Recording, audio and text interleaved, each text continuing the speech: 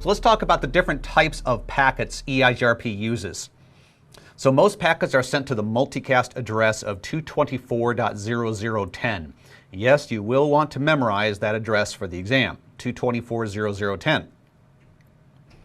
So Eigrp has packets called hello packets, which, like it says, is used to build brand new neighbor relationships and maintain neighbor relationships.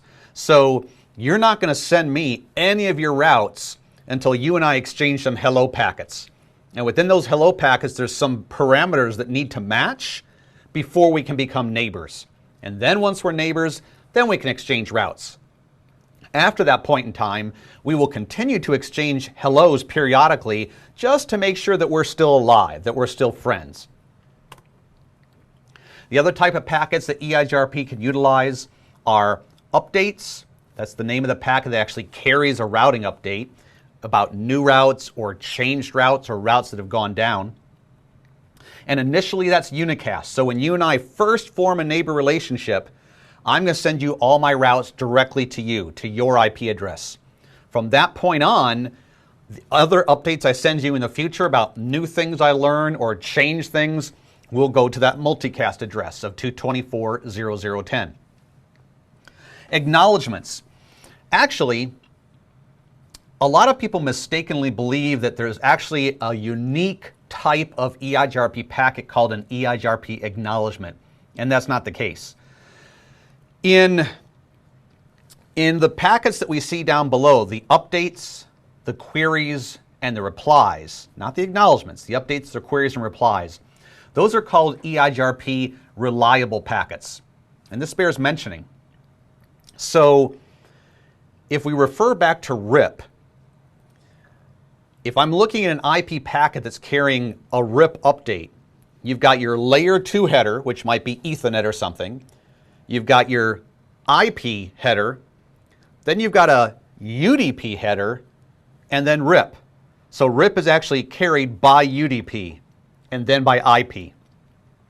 With Eigrp and OSPF, they both reside directly behind the IP header. So Eigrp and OSPF do not use TCP or UDP. They are their own separate IP protocol right behind the IP header. Now, both OSPF and Eigrp, one thing they have in common is that some of their packets, when they send those packets, the neighbor has to acknowledge getting them. And if the neighbor doesn't acknowledge getting them, they will be resent.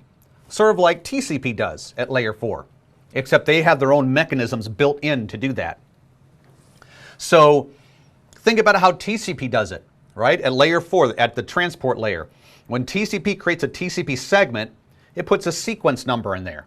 And then it sends it out. And it says, okay, my person I'm talking to, whoever they are, is going to have to send me a TCP acknowledgement acknowledging that segment that I just sent. Otherwise, I'm going to resend it. Well, the same thing is true in Eigrp. For these packets that must be reliable, that must get acknowledgements, which are updates, queries, and replies, and yep, you'll want to know that, those packets are all given sequence numbers. So if I send you, for example, an Eigrp update with a sequence number, you're going to acknowledge that sequence number back to me. But here's how you're going to do it. In the Eigrp hello packet, there's a field for sequence number. Now, if you and I are just exchanging hello packets and nothing else is going on, that sequence number field in the hello packet will just be zeroed out because we're not really acknowledging anything. We're just sending hellos.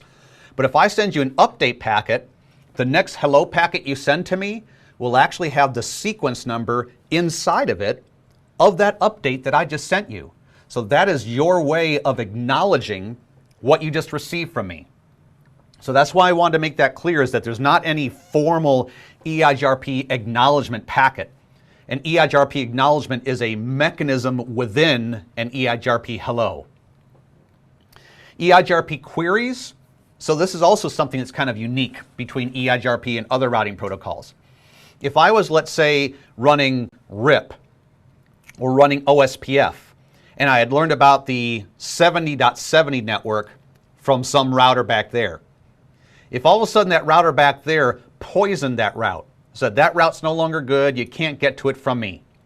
If I was running RIP or OSPF, I would simply strip it out of my routing table, forget about it, and that's it. That's not what EIGRP does. So let's assume for a minute that I'm a router and I have an EIGRP neighbor relationship with someone right there. He and I are neighbors. I'm also neighbors with you. Now this guy right here has sent me an EIGRP update for the 70 network. So I'm using him to get there. If that neighbor suddenly sends me an update saying I'm poisoning that route, it's no longer reachable through me, what I will actually do is I'll say, well, I've got this other neighbor right here. Maybe he can get to that route. So I'll actually send you a special type of a packet called an Eigrp Query, where I say, hey, any chance I could use you to get to that network? And then you will send me back a reply, which either says, yes, Keith, you can use me, or nope, sorry, you can't use me. So the query and the reply is an additional mechanism of EIGRP so that before we finally get rid of a route, let's just query our neighbors just to see if maybe they know of an alternative way to get there before we give up on it. The last thing I want to talk about in this section are categories of routes. And this relates to administrative distance. So at the ICMD 1 level, you learned that Cisco routers rank and sort the methods or ways that they can learn of routes on these numbers based on administrative distance. The lower the administrative distance, the more preferable that method is. For example, what is the administrative distance of a directly connected route? That was 0. What was the next higher one on the list of administrative distance? Static routes. And static routes have an administrative distance of 1. And then all my dynamic routing protocols went up from that. So another thing that makes EIGRP different from RIP or OSPF is that it actually has 2 different values for administrative distance, a lower one and then a much higher one. And depending on how the route was injected into EIGRP, so the router that's actually advertising that route via EIGRP, there's actually 2 ways it could do that. And depending on which method it chooses will determine for all the other routers that receive that route what administrative distance value they assign to it. Because remember, administrative distance is not something that's actually carried inside of a packet. I'm not going to send you a packet saying, here's an update and the administrative distance is 90 or the administrative distance is 170. It's up to you. Every router independently assigns an administrative distance value to all these different things. So you could actually go into one router and say, okay, even though RIP is really high up on the list with an administrative distance of 120 and OSPF and EIGRP are more preferred over that, I want to change the administrative distance of RIP to maybe 5. So it's actually the most preferred routing protocol. So you could do that in one router and it would not affect the other routers around it. So administrative distance is what we call a locally significant value. So how does EIGRP deal with this? EIGRP classifies routes that were originated with the network command as EIGRP internal routes.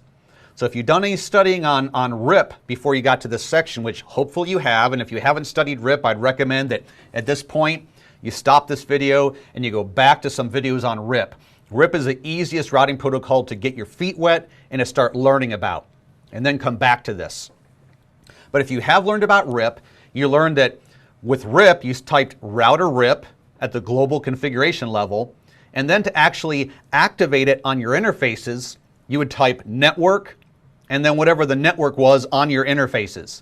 And that would turn on RIP, and that would also give RIP permission to advertise those networks that it is actually connected to. EIGRP is pretty much exactly the same. You're going to type the network command under EIGRP. That's going to activate it on your various interfaces, and that's going to give EIGRP permission to advertise those directly connected networks. Now when it does, when it sends that network in an update, there's a little flag in there that says, this is an EIGRP internal network. So when you receive an EIGRP update from me, you and I are neighbors, and you see that little flag in there saying it's an Eigrp internal network, you will assign it an administrative distance of 90 that you see right here. Well, what's the other way that Eigrp could advertise networks? Well, let's say I'm a router and I'm running Eigrp with you and I'm running RIP with this other guy. So I'm sitting right in the middle of two different routing domains. Well, if I want you to have reachability to those routes over there that I learned via RIP, I have to take my RIP routes and somehow convert them, change them into something that you understand, Eigrp. That process is called redistribution. So redistribution is when you tell a routing protocol, go into the routing table, find something there that you wouldn't normally understand, convert it into your language, and then send it to your neighbors. That's called redistribution. At the CCNA level, you're not expected to know how to do redistribution, but they do want you to know what that term means.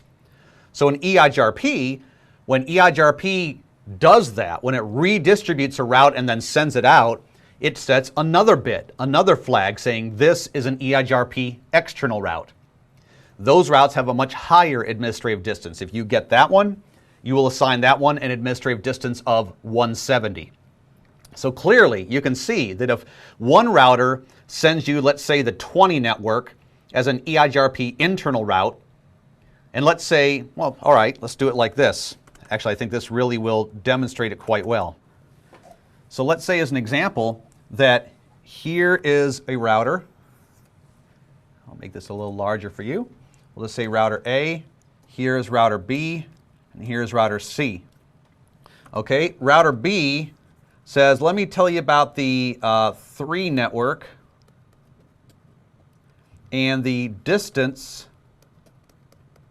is equal to 7, and this is an Eigrp external route, meaning that some router somewhere used the redistribution feature to get that into Eigrp.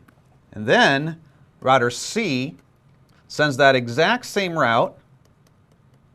This time, the distance is much, much worse. The distance is 8,000, but it's an Eigrp internal route. Well, guess what? Router A is going to prefer the blue route because administrative distance is always the first thing that's used as a tiebreaker. Only if the administrative distance value is the same do we then look at the metric. So in this particular case, router A will say, oh, well, this blue update, I'm going to give an administrative distance of 90. The one in red, I'm given an administrative distance of 170. So this is the best. Regardless of the fact that its distance is just horrible and it's going to take me a lot longer to get there, I'm going to prefer my Eigrp internal over my Eigrp external route.